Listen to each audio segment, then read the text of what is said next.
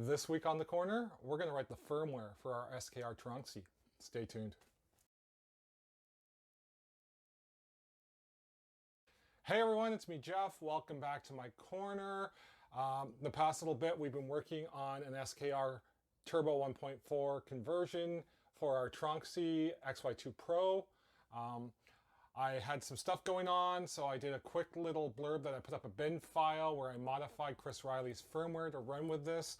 So this week what we're going to do is take the latest Marlin firmware, which is 2.0.9.1, and we're going to write that up so we can run it with the Tronxy.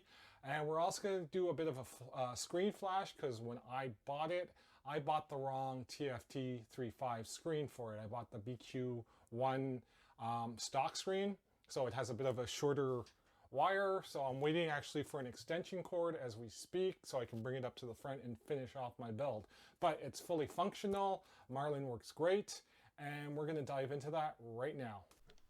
So at your computer, you're going to want to go to marlinfw.org, and you're going to want to download the latest firmware as of this video's release is 2.0.9.1. So you're going to click on the link, and then you're going to click on the download.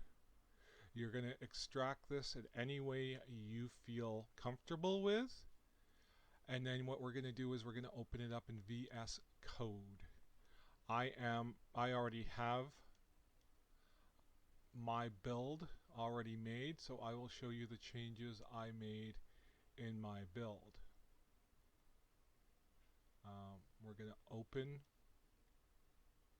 I have my build actually on my desktop with a few other builds that I'm currently working on, so I'm just going to go to my desktop and SKR Tronxy Marlin. It doesn't have to be a Tronxy. This is basically an SKR 1.4 firmware install. You need to make sure you open it up so you have the platform INI file, and then you'll be able to open it up. So what I'm going to do is I'm going to show you the changes that I made in order to compile Marlin successfully. I'm going to go to my configuration H file, and we're going to scroll all the way up to the top and start at the top. Now what I've done is I usually put my just a JD beside all my changes. There's 41 of them, so we will go through them all right now. So obviously these line numbers will change later, but the first change you're going to do is you're going to define a serial port as -1, and you're going to set the baud rate. Now I think they suggest 11.5200. I wasn't having luck connecting with the TFT screen. I went to 2500 or 25 a quarter mil, and I seem to be doing better with that. You will have to change it in the screen settings. You're also going to need to set your serial port number 2 to a 0. And again, I did the same baud rate. That seems to be successful for me. You're going to define your motherboard as a BTT SK1 version 1.4. That actually reminds me, I don't think I showed you the platform INI file. You need to change in your platform INI file. If you have a 1.4 Turbo, you need the LPC 1769 board. That's going to be very important. You're going to want to do this. That's your most important step. Well, not your most important, but a important step. So back to the configuration H now. Line 142, you want to change it to a BTT SKR V1_4 Turbo. And then custom machine name, I just defined mine as a Tronxy XY SKR. Going down, you want to define your linear axes as 3 for your X, Y, and Z. And where else we got here? Let's keep going. We don't have any switching tool heads, mixing extruders, power supply. You can all leave this all the same. Your thermal settings.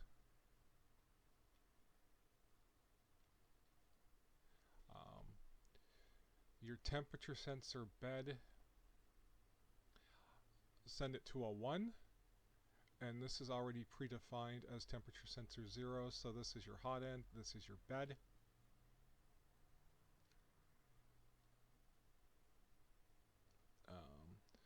Under your bed max temp, I like to go 110. I believe it's set a bit higher than that, but 110 for the Tronxy I think is more than enough. What else we got here? Your KPI value, you'll have to do a PDI tune.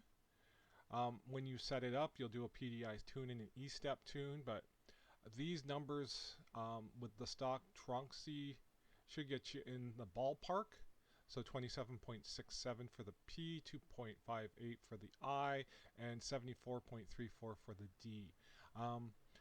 Mine, I think, is that I have an aftermarket Tronxy hot end in there, so those are the numbers I'm currently using. They seem to be just fine. Let's go down a bit more here. Tra-la-la. I think we next is just our steps. Our thermal runaway is defined already.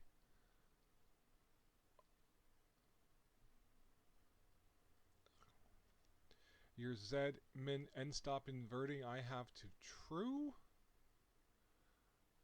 I don't know. I don't think I changed the max end stop. I have a comment here for some reason. I'm not sure why. I don't think it has to do with anything. Just make sure these are all sort of set this way. Zen min stop inverting set to true. Sets up the logic of the probe. I'm using 2209s for my steppers, so you're going to want to change that. This will be the section 2 if you have 2208s. You want to do that as well. I am using sensorless homing on this build, so for the X and the Y. So, okay, this is important. This is your steps per unit. This should get you in the ballpark with a non-Titan extruder for your Tronxy. If you have a Titan extruder, chances are you'll need to change this 98.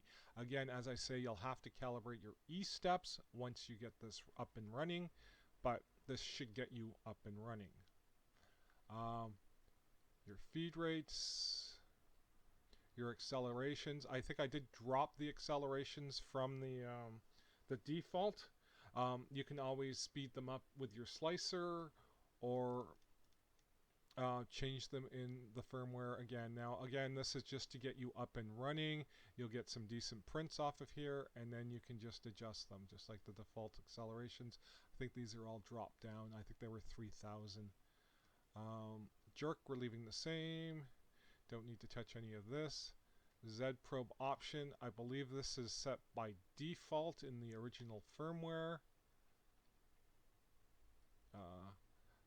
We're going to define a fixed mounted probe for that lovely blue Tronxy probe. I think I have a green one on mine right now as an aftermarket one. Seems to be much more reliable than the blue one.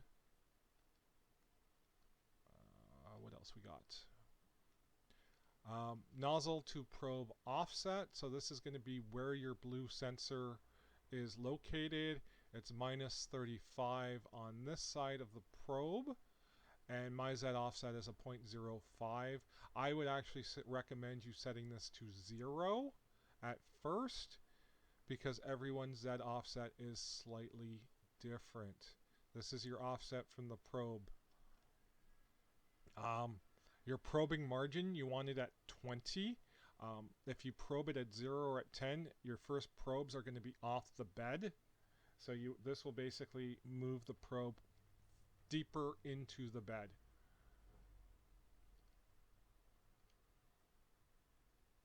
what else we got here? We're going to continue scrolling down. Invert stepper direction. I found you need to invert the Y.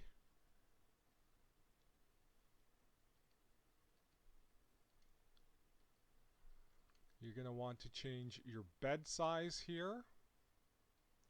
And your Z max. Now I do it 260 because I am a non-Titan. I think if you have the Titan extruder, you're going to drop it down. You lose like 15 or 20 mils.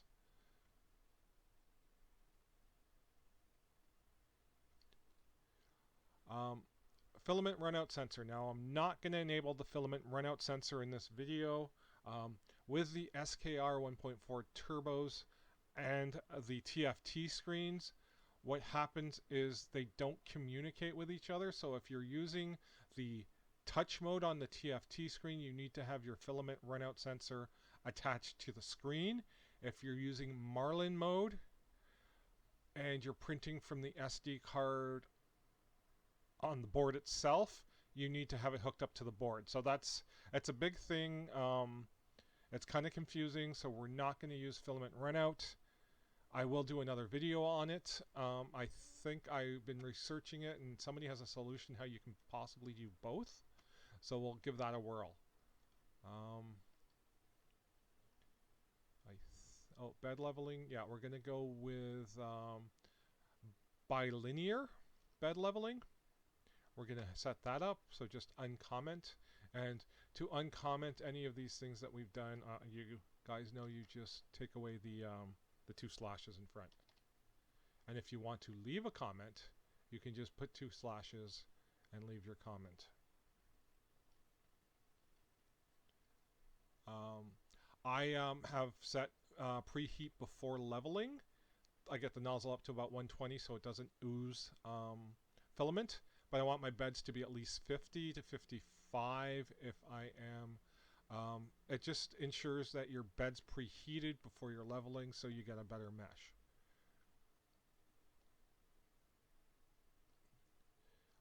Grid max points right here. I like to do 4. The default is 3. 3 is perfectly fine. I just prefer 4. Unified, all this bed leveling we don't need to deal with.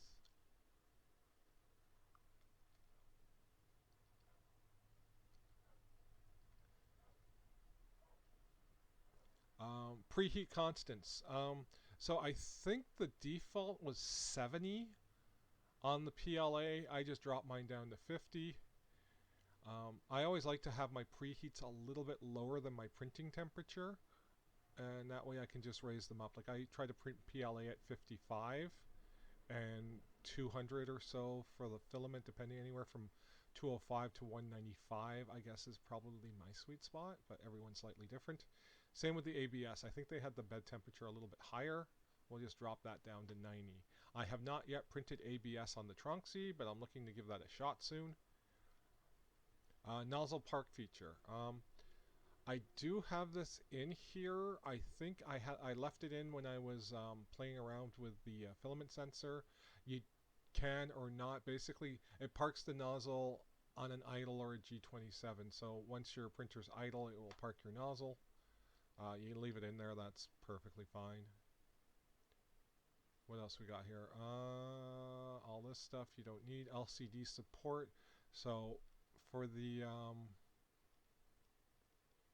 you want to define your SD card support, and you want to define what your screen is. Oh, you want to define your speakers too. I'm sorry. I like the speaker on in case there's a beep or something. We're going down. I'm finding my screen right now. It's way down below.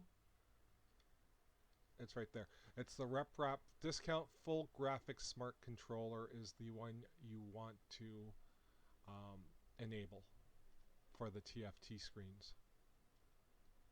And I think that's it as far as the configuration H. Now let's go to the configuration ADV Advanced H, and we'll do the same thing.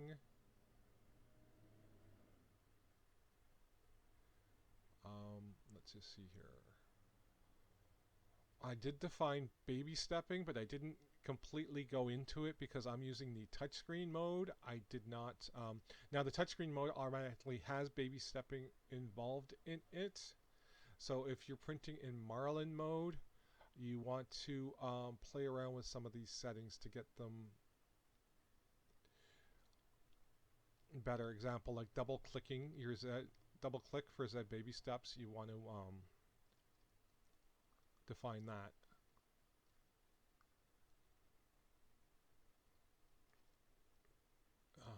There's a few different things to do with the baby settings, but I think that's about it with the 2.0.9.1. There's a lot more extra stuff in it. They've renamed a few things, so it's just a matter of playing around and figuring it out. Next is the TMCs. I dropped mine down to about 600. They're set stock at 800. You can play around with the values in there. I like to have mine a little bit low so they run cooler. And stall sensitivity. I put mine about 40. It seems to work. And the X and the Y. And that's it for setting up Marlin. That's all it is. And you're just going to click this check mark here, or you can use the ABM, the auto build panel, and you can build it through this, or you can build it just through the check mark. I just usually build it through the check mark, and it works out just fine for me. So you're going to put it together, it's going to build it, and then what you're going to do is you're going to go into, oh, let me go to my desktop here, hang on. Marlin, Tronxy, SKR. You're going to go into your PIO folder, your build folder, and you're going to copy the firmware bin onto the SD card. You're going to put into your board, the USB port onto your board, not your screen, but your board. And then you're going to power cycle, and it should update. And that's it. Because I bought the wrong screen, I bought the BQ TFT screen, and it's branded with their firmware. I needed to change mine. So what you're going to do is you're going to go to the GitHub for the Bigtreetech touchscreen firmware, and you're going to download their code file, okay? So we're just going to download it as a zip. We're going to save it. Now all your instructions for this are, if you scroll down, it has a really good write-up. I suggest you read everything before you go through it.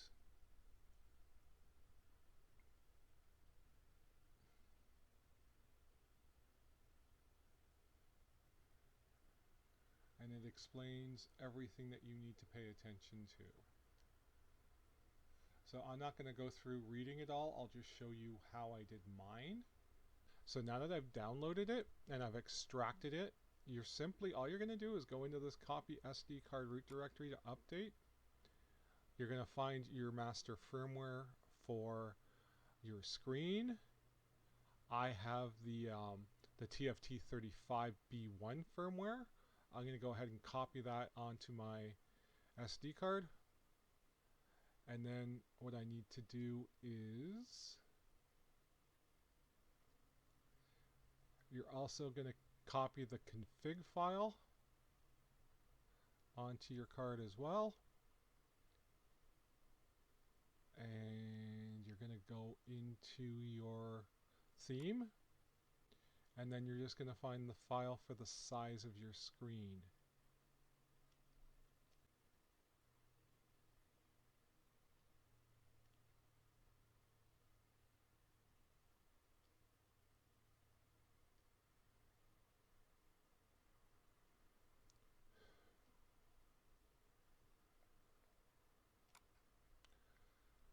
And I should have my firmware, the config, and the TFT. And I can just confirm I have it in the right way by scrolling down here, and they have a picture.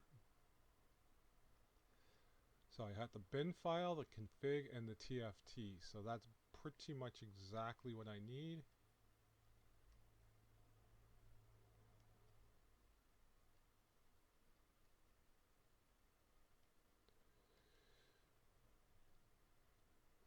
bin, the INI, and the TFT. And then all I'm going to do is insert this and power cycle, and we should be good. We're going to reflash the screen here. I'm just going to hit the reset button, and that basically should do it because I've compiled my firmware onto my card. Updating.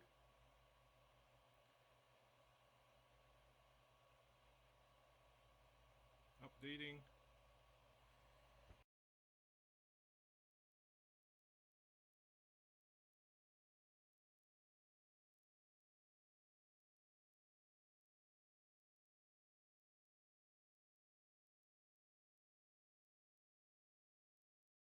So that's it. I had to reflash the screen firmware, which I did, so she's up and running like a champ.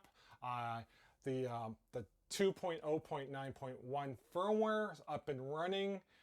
You will have to do a PDI tune on your machine, as well as calibrate your E-steps based on what your particular machine is.